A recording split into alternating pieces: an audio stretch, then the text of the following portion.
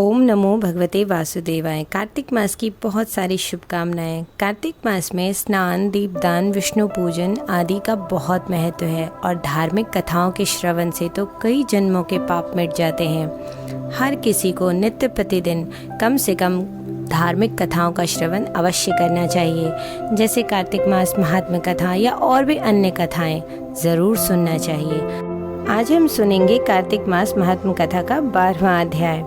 नारद जी ने कहा, तब इंद्रादिक देवता वहां से भय कंपित होकर भागते भागते बैकुंठ में विष्णु जी के पास पहुँचे। देवताओं ने अपनी रक्षा के लिए उनकी स्तुति की। देवताओं की उस दीन वाणी को सुनकर करुणा सागर भगवान विष्णु ने उनसे कहा कि हे देवताओं, तुम भय को त्याग दो, मैं युद्ध में शीघ्र ही जालंधर को देख लूंगा। ऐसा कहते ही भगवान गरुड़ पर जा बैठे। तब समुद्र कन्या लक्ष्मी जी ने कहा, हे नाथ, यदि मैं सर्वदा आपकी प्रिया और भक्त हूँ तो मेरा भाई आप युद्ध द्वारा में नहीं मारा जाना चाहिए। इस पर विष्णु जी ने कहा, अच्छा, यदि तुम्हारी ऐसी ही प्रीति है तो मैं उसे अपने हाथों से नहीं मारूंगा, परंतु युद्ध में अवश्य जाऊंगा, क्योंकि देवताओं ने मेरी बड़ी स्तुति की है। ऐसा कह भगवान विष्णु युद्ध के उस स्थान पर जा पहुँचे जहाँ जलंधर विद्यमान था। जलंधर और विष्णु का घोर युद्ध हुआ। विष्णु के तेज से कंपित देवता सिंहनाद करने लगे और फिर तो अरुण के अनुज गरुड़ के पंखों की प्रबल वायु से पीड़ित हो दैत्य इस प्रकार घूमने लगे जैसे आंधी से बादल आकाश में घूमते हैं। तब अपने वीर दैत्यों को पीड़ित होते देखकर जलंधर ने क्रुद्ध हो विष्णु जी को उद्धत वचन कहकर उन पर आक्रमण कर दिया। यह था कार्तिक मास महात्म्य कथा का 12वां अध्याय। यह कथा बहुत ही छोटा है। अब हम सुनेंगे कार्तिक मास महात्म्य कथा का 13वां अध्याय। दोनों ओर से गदाओं, बाणों और शूलों आदि का भीषण प्रहार हुआ। दैत्यों के तीक्ष्ण प्रहारों से व्याकुल देवता इधर उधर भागने लगे। तब देवताओं के इस प्रकार भयभीत हुआ देख गरुड़ पर चढ़े भगवान युद्ध में आगे बढ़े और उन्होंने अपना सारंग नामक धनुष उठाकर बड़े जोर का टंकार किया। त्रिलोकी शाब्दित हो गई।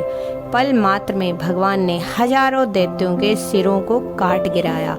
फिर तो विष्णु और जलंधर का महासंग्राम हुआ। बाणों से आकाश भर गया। लोग आश्चर्य करने लगे। भगवान विष्णु ने बाणों के वेग से उस दैत्य की ध्वजा, छत्र और धनुष बाण काट डाले। इससे व्यथित हो उसने अपनी गदा उठाकर गरुड़ के मस्तक पर दे मारी। साथ ही क्रोध से उस दैत्य ने विष्णु जी की छाती में भी एक तीक्ष्ण बाण मारा।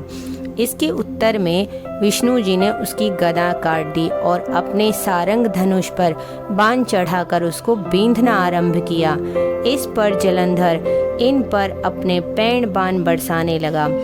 उसने विष्णु जी को कई पैणे बाण मारकर वैष्णव धनुष को काट दिया। धनुष कट जाने पर भगवान ने गदा ग्रहण कर ली और शीघ्र ही जलंधर को खींच कर मारी, परंतु उस अग्निवत अमोघ गदा की मार से भी वह दैत्य को कुछ भी ना हुआ।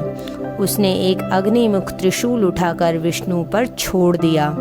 विष्णु जी ने शिव के चरणों का स्मरण कर नंदन नामक त्रिशूल से उसके त्रिशूल को छेद दिया। जलंधर ने झटपट विष्णु जी की छाती पर एक जोर का मुष्टिक मारा। उसके उत्तर में भगवान विष्णु ने भी उसकी छाती पर अपनी एक मुष्टि का प्रहार किया।